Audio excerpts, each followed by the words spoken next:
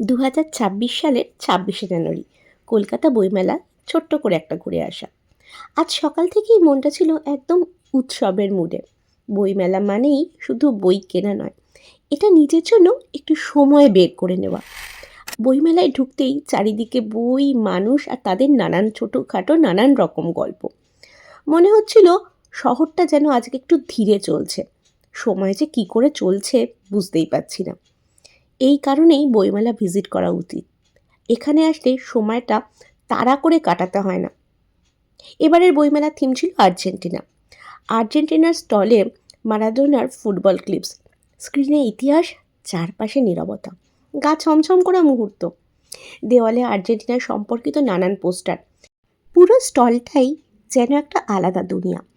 বইমেলার মাস্কটের সঙ্গে কয়েকটা ছবি তুললাম। ছোট হলেও সুন্দর একটা স্মৃতি। অল্প বই কেনা, অনেকটা হাঁটাহাঁটি, একটু ধাক্কাধাক্কি আর ভিড়ের মধ্যে নিজেকে হারিয়ে ফেলা।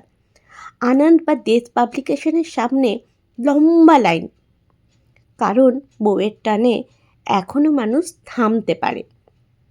বাইরে হাতে আঁকা ছবির স্টল বসেছে, কিছু গয়না, চায়ের স্টল আর বইও বসেছে। বইমেলার বাইরের এই অনুভূতিটাও শুধুমাত্র বইমেলাতে গেলেই পাওয়া যায়। বাড়ি ফিরেই নতুন বইগুলো খুলে দেখতে শুরু করে দিলাম। গুঞ্জার ভারী আনন্দ। নতুন বইয়ের সেই যে গন্ধ, যেটা আমি ছোটোবেলায় নিতাম, আজকে দেখলাম গুঞ্জাও মন ভরে নিচ্ছে। ওইদিকে হাজব্যান্ডের দিকে চোখ গেল, দেখলাম ও অলরেডি বই খুলে পড়া শুরুও করে দিয়েছে। বুঝতে পারলাম বইমেলা প্রত্যেকেরই একবার হলেও যাওয়া উচিত। কারণ বই শুধু বই নয়, বই একটা স্মৃতি, একটা অনুভূতি আর অনেকটা মন ভালো করে দেওয়া সুখ।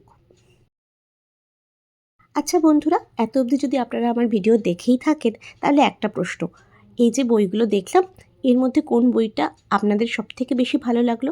কোনো বই যদি পড়া হয়ে থাকে, তার অভিজ্ঞতাও প্লিজ আমার সাথে ভাগ করে নেবেন।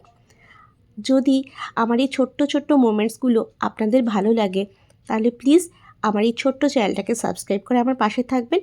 আর ইনস্টাগ্রামেও আমি শতাব্দীজ নামে অ্যাভেলেবেল আছি, তাই পারলে ইনস্টাতেও ফলো করে নেবেন। খুব তাড়াতাড়ি দেখা হচ্ছে পরের ভিডিওতে। অ্যাকচুয়ালি